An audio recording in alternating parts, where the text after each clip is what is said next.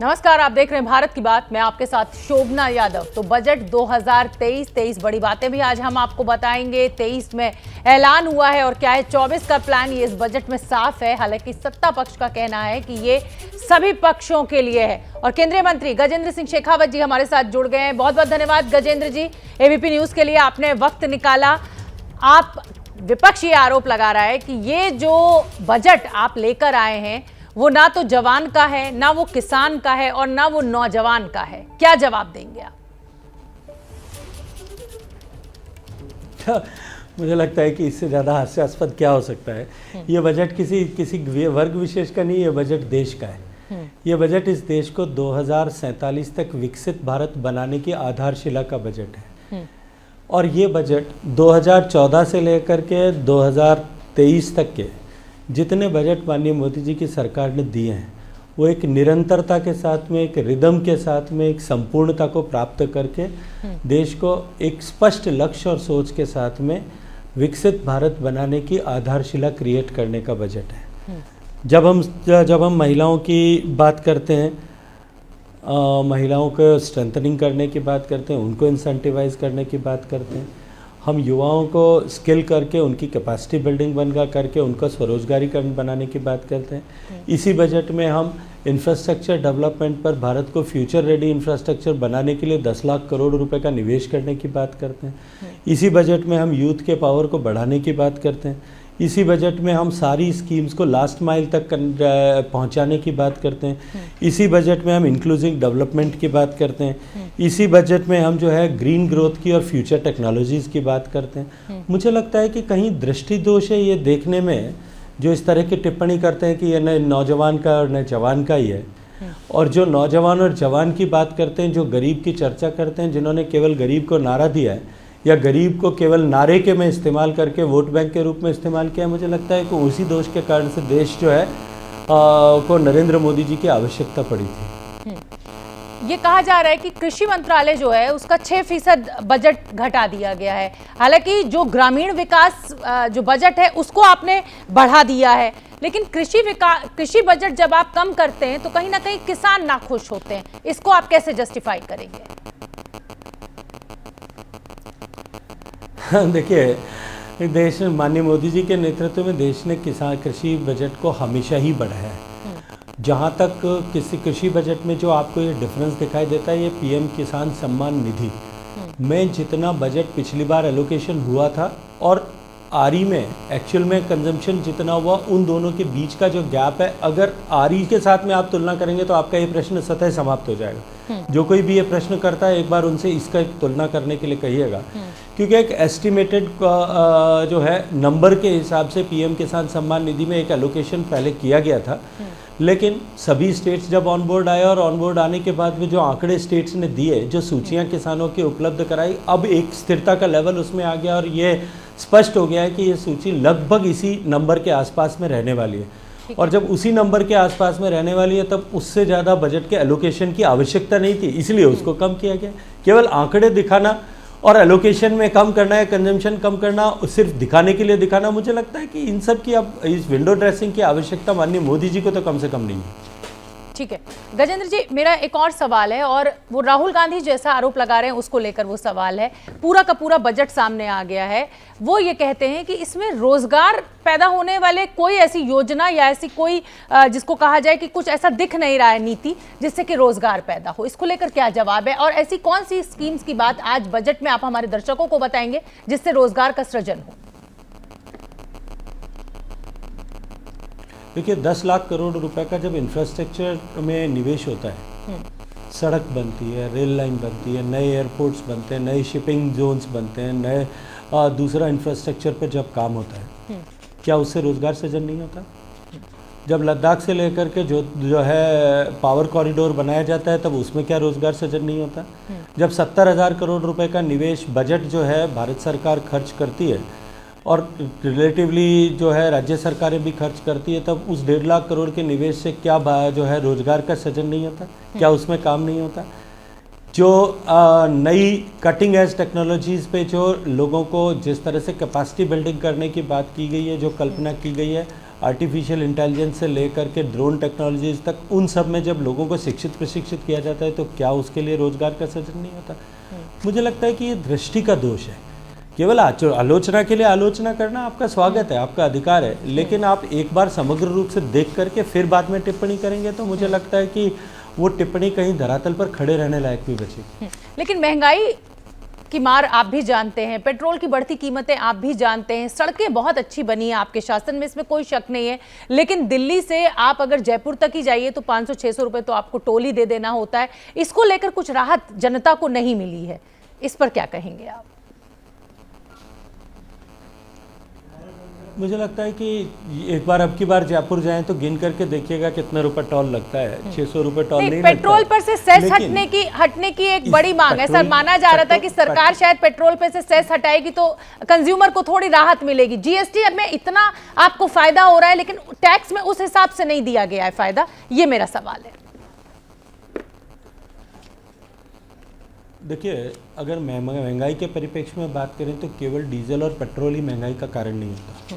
अगर दुनिया के दूसरे देशों के परिप्रेक्ष्य में आप तुलना करिए, चाहे अमेरिका के कंपैरिजन में तुलना करिए, चाहे दुनिया की दूसरी बड़ी इकोनॉमीज यूरोप की के कंपैरिजन में तुलना करिए, या हमारे पड़ोसी देशों के कंपैरिजन में तुलना करिए, कोविड के बाद के इम्पैक्ट के कारण से, रशिया यूक्रेन वॉर के कारण से, उस इम्पैक्ट के कारण से पूरी दुनिया में महंगाई का प्रकोप बढ़ा है और प्राइसेस बढ़ी है। लेकिन पूरी दुनिया के कंपैरिजन में भारत में, चाहे हम फूड प्राइसेस के दृष्टिकोण से देखें, हम क्रूड प्राइसेस के दृष्टिकोण से देखें, चाहे हम हाइड्रोकार्बन फ्यूल के दृष्टिकोण से देखें, चाहे हम कंस्ट्रक्शन के दृष्टिकोण से देखें, हमने महंगाई को माननीय मोदी जी के नेतृत्व में टेम करके रखा है, थाम करके रखा है। भारत एकमात्र ऐसा देश है जिसने इन्फ्लेशन के इंडेक्स को वापस उसी जो है स्तर तक लगभग लाने में कामयाबी प्राप्त की है। इसी के क्रम में यदि महंगाई, ये जो पेट्रोल डीजल की आप बात कर रहे हैं, इसीलिए माननीय प्रधानमंत्री जी ने लिथियम जो है हमारी आने वाले समय में हमारा ट्रांसपोर्टेशन ईवी बेस हो सके, इलेक्ट्रिसिटी बैटरी बेस हो सके, हाइड्रोजन बेस्ड हो सके, इसी के लिए हाइड्रोजन को प्रमोट करने के लिए हाइड्रोजन मिशन अनाउंस किया। लिथियम आयन बैटरीज पर काम करने के लिए हमने टेक्नोलॉजी सेंटर्स बनाने की बात भी की और उसको पीएलआई में भी लेकर के आए और इसको गति प्रदान करें ताकि हम आने वाले समय में क्रूड पर डिपेंडेबिलिटी को रिड्यूस कर सकें। अब से लेकर के देश ने उसके ऊपर तैयारी करना प्रारंभ किया और देश की सरकार ने उसके लिए योजनाएं बनाई। बहुत बहुत धन्यवाद गजेंद्र जी, आपने खुलकर बजट को लेकर जो विपक्ष के आरोप थे उनका जवाब दिया। बहुत बहुत धन्यवाद एबीपी न्यूज से जुड़ने के लिए। और हम आपको बता दें कि बजट पर जो 23 बड़ी कहानियां हैं, जो 23 बड़ी बातें हैं, वो हम आपको अब दिखाएंगे।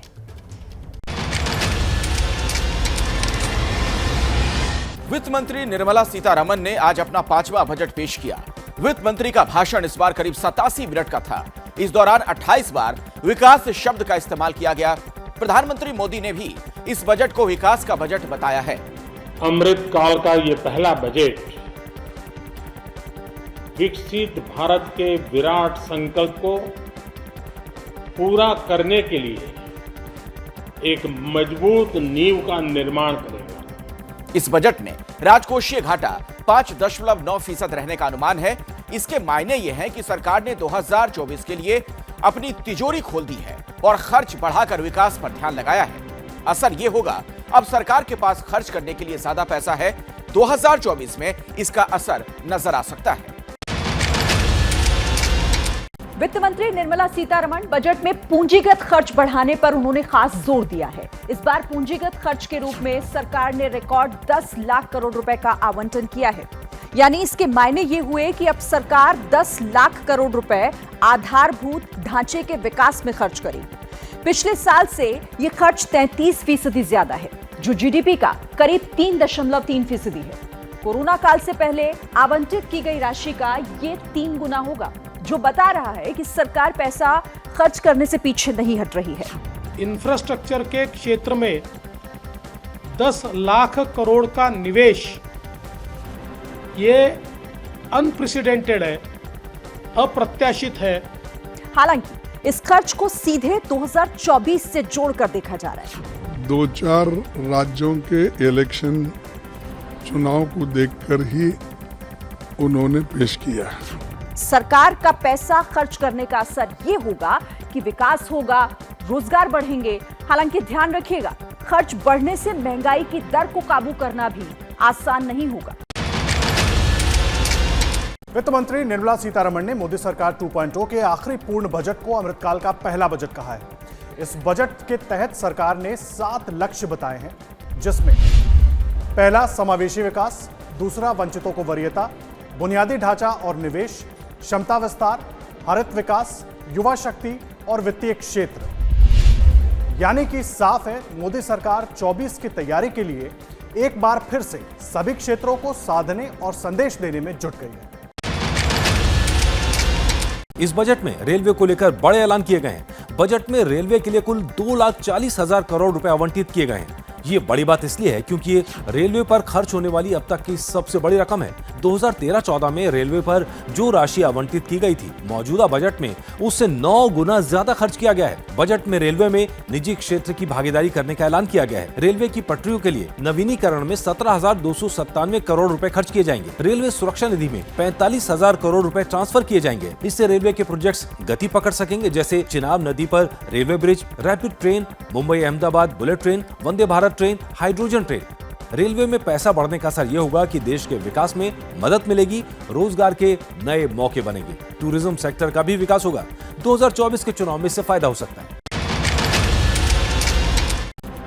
पिछले कुछ महीनों में चीन और भारतीय सेना के बीच तनातनी की खबरें सामने आई हैं। इसे लेकर उम्मीद के मुताबिक सरकार ने इस बार डिफेंस के बजट में और इजाफा किया है। इस साल 5,94,000 करोड़ रुपए का खर्च रक्षा क्षेत्र पर किया गया है। ये कुल बजट का 8% है। पिछले बजट में ये राशि 5,25,000 करोड़ रुपए थी, यानी सरकार ने इस बार पिछले बजट से 13% ज्यादा खर्च किया है। रक्षा बजट का करीब आधा हिस्सा सैन्य कर्मियों के सैलरी और पेंशन के मद में जाता है, इसलिए रक्षा बजट को बढ़ाए जाने की जरूरत महसूस की जा रही है। इसका असर यह होगा कि नए हथियारों की खरीद, सशस्त्र बलों का आधुनिकीकरण हो सकेगा, सेना को बूस्ट मिलेगा और चीन की टेंशन बढ़ेगी। सरकार ने इनकम टैक्स में बड़ी छूट दी है। नई कर व्यवस्था के तहत अब 7 लाख की आय वालों को कोई टैक्स नहीं देना पड़ेगा। 87A की रिबेट के तहत ये छूट दी गई है। अब तक ये छूट सिर्फ 5 लाख तक थी। इतना ही नहीं, नए टैक्स रिजीम के तहत सरकार ने कुल स्लैब 6 कर दिए हैं, जिसमें 3 लाख तक की आमदनी पर कोई टैक्स नहीं है। लेकिन अगर आमदनी 7 लाख से ऊपर होती है तो 3 से 7 लाख के बीच 5% टैक्स देना होगा। 6 से 9 लाख तक 10% टैक्स, 9 से 12 लाख तक 15% टैक्स और 12 से 15 लाख तक 20% टैक्स देना होगा। 15 लाख से ऊपर आमदनी पर 30% टैक्स देना होगा। नए सिस्टम में सैलरी वालों के लिए 15.5 लाख रुपए से ज्यादा की कमाई पर 52,500 रुपए का स्टैंडर्ड डिडक्शन मिलेगा। सरकार ने वेतन भोगियों को कई दूसरी रियायतें भी दी है। प्राइवेट कंपनियों के लिए रिटायरमेंट पर लीव इनकैशमेंट की छूट 3 लाख से बढ़ाकर 25 लाख कर दी गई है। अधिकतम पर्सनल इनकम टैक्स रेट अब 43 से 39% हो गया है। अमीरों को भी थोड़ा फायदा होगा। मैक्सिमम सरचार्ज 37 से 25% हो गया है। ध्यान देने वाली बात यह है कि अब नया टैक्स सिस्टम ही देश का मुख्य टैक्स सिस्टम है। पुराना भी फिलहाल चलता रहेगा। इस फैसले से नए टैक्स रेजिम को आकर्षक बनाने की कोशिश की गई है। ज्यादा लोग नए टैक्स रेजिम का हिस्सा बनेंगे। भविष्य में ओल्ड टैक्स रेजिम खत्म होने के भी इसे संकेत माना जा सकता है। वित्त मंत्री निर्मला सीतारमण ने अंत्योदय योजना के तहत गरीबों को मुफ्त अनाज को 1 साल के लिए बढ़ाने का ऐलान किया है। वित्त मंत्री निर्मला सीतारमण ने बताया कि मोदी सरकार ने पीएम गरीब कल्याण योजना के तहत 2 लाख करोड़ रुपए आवंटन को मंजूरी दी है। कोरोना के बाद मोदी सरकार ने गरीब परिवारों को मुफ्त अनाज की व्यवस्था शुरू की थी, जो अब तक जारी है। यूपी जैसे राज्यों में इन योजना का पूरा फायदा भी मिल रहा है। 2024 के चुनावों में भी इसका असर पड़ने की उम्मीद है। Agriculture Accelerator Fund. An Agriculture Accelerator Fund will be set up to encourage agri-startups by young entrepreneurs in rural areas. Modi सरकार ने खाद के वैकल्पिक तरीकों को अपनाने के लिए पीएम प्रणाम योजना शुरू करने का ऐलान किया है। गोवर्धन स्कीम के लिए सरकार ने 10,000 करोड़ देने का ऐलान किया है। गोवर्धन स्कीम में 500 नए प्लांट स्थापित किए जाएंगे। वित्त मंत्री के मुताबिक अगले 3 साल में 1 करोड़ किसानों को नेचुरल खेती में मदद की जाएगी। पशुपालन, डेयरी और मछली पालन के लिए लोन टारगेट को बढ़ाते हुए सरकार ने 20 लाख करोड़ रुपए कर दिया है। बजट में इस साल स्वास्थ्य क्षेत्र के लिए करीब 89,000 करोड़ रुपए आवंटित किए गए हैं, यानी कि पिछले साल के मुकाबले 3,250 करोड़ रुपए की वृद्धि की गई है। यानी कि अगर इसे परसेंटेज के लिहाज से समझे तो 2.71% की बढ़ोतरी की गई है पूरे बजट में।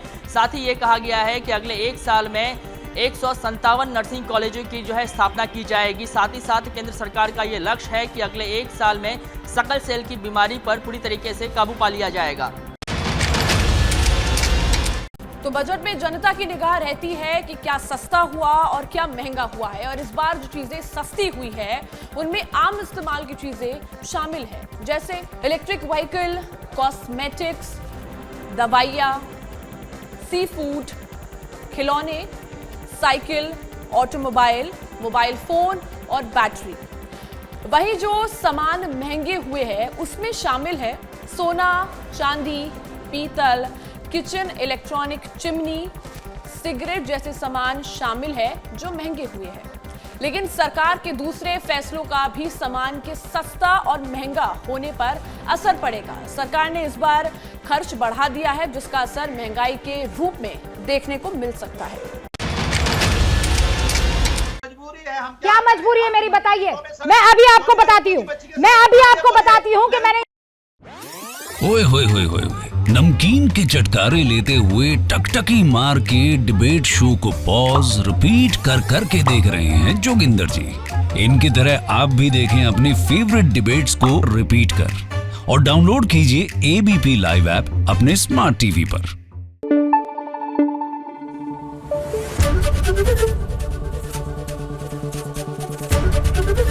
एबीपी न्यूज आपको रखे आगे।